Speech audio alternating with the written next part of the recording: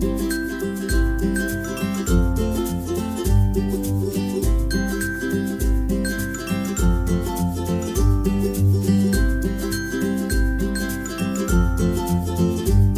guys, welcome back to my channel. We are going to be doing part 12 of the beginner crochet series today. If you haven't watched parts 1 through 11 and you're still a new beginner, definitely go back and watch all of those in order. The links to those will be in the description box below. So in part 12 we're going to be learning the foundation single crochet. So this is kind of a technique that a lot of people like to use in projects like scarves or blankets or something like that, where you want the foundation to be a bit more stretchy than if you used a foundation chain. So basically this technique is an alternative to using a foundation chain. So let's say that a pattern says that you use your slipknot and then you chain 12 of just regular chains and then you single crochet off of that.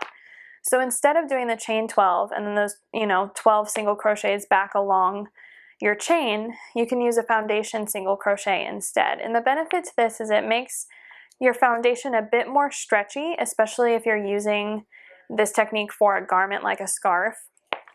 Even if it's an infinity scarf, it doesn't create that stiff chain foundation that we find so often when we use chains as a foundation. Even if you have really great tension, the chain foundation is still going to be a bit stiffer. So using a foundation single crochet and going ahead and getting those single crochets going right from the get-go is a little bit better as far as versatility and stretchiness, and I just prefer the feel of that better to a chain foundation in general. So I use foundation single crochets in a lot of my patterns, and the foundation single crochet is going to be very similar to a foundation double crochet or foundation half double crochet, which we'll learn in parts 13 and 14. So go ahead and learn the foundation single crochet in this video and then we'll move on. So we're going to start with a slip knot on your hook, and you're going to chain 2. And you're going to stop there no matter how many single crochets or chains your pattern says you need.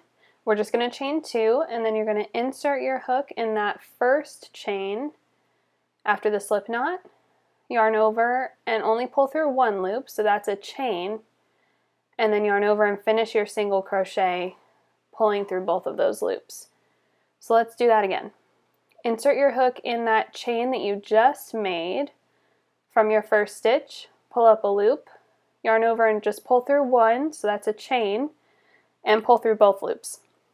So really what you're doing here is you're going to do your stitch in the chain you just made on the stitch before, and then you're going to do a chain in the middle of your single crochet. So you're kind of working off of the stitch that you just made and making a new one. So you're always inserting your hook into that chain you made just before, and then you're chaining in the middle of your single crochet before finishing it off and pulling through both of those loops.